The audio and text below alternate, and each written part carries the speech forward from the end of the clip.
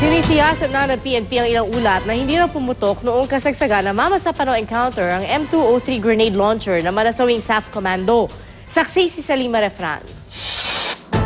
Kevlar helmet na may tama ng bala, ballistic plate na ipinapaloob sa bulletproof vest at isang two-way radio. Mula raw yan sa ilang napatay na tauhan ng PNP SAF sa mamasapanong Maguindanao na isinuko ng isang residente sa Maguindanao Provincial Police. Napag-isipan nila na kung sino man ang may hawak nito ay maaring kung napulot mo, maaring talagang mapagbintangang involved sila ron. Hindi din detalye kung paano nakuha ng residente ang mga gamit. Pero dati na naming inuulat na ibinebenta mga ito ng mga kumuha.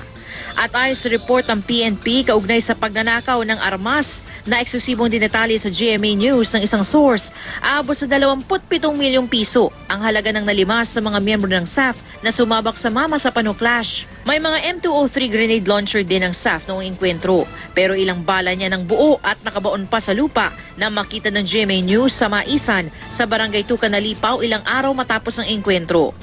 May ilang ulat na ring nagsabing may mga M203 umano na hindi pumutok noong kasagsagan ng enkwentro, bagay na sinisiyasat na ng PNP at magiging bahagi ng investigasyon ng Board of Inquiry. Tignan muna natin kasi may cyclic rate yan granada propelled by a rifle. Tignan natin kung full na ba yung cycle for it to be armed. Pero pagtitiyak ng PNP, lahat ng kanilang equipment dumaraan sa testing. Hindi naman namin ipagagamit sa mga sundalo natin o sa mga kapulisan natin to include yung Special Action Force kung merong ganyang diferensya sa aming mga kagamitan.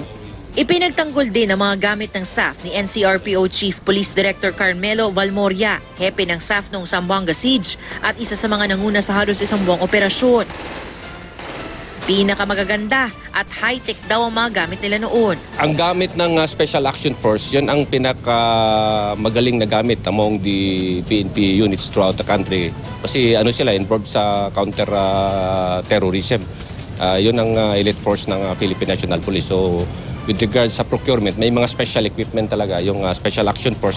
Bukod sa mga sariling gamit, may mga ulat ding tinulungan ng SAF na mga drone o unmanned aerial vehicle ng Amerika, pero tinanggi na yan ni dating SAF Chief Getulio Napeñas. May mga Amerikano rin daw na namataan sa mga pagsasanay ng SAF sa isang pasilidad sa loob ng isang resort sa Zamboanga City. It is not a secret facility. It is seen, but it is a restricted facility. When people come here and they talk, I don't ask them, what are you talking about? Hindi ba?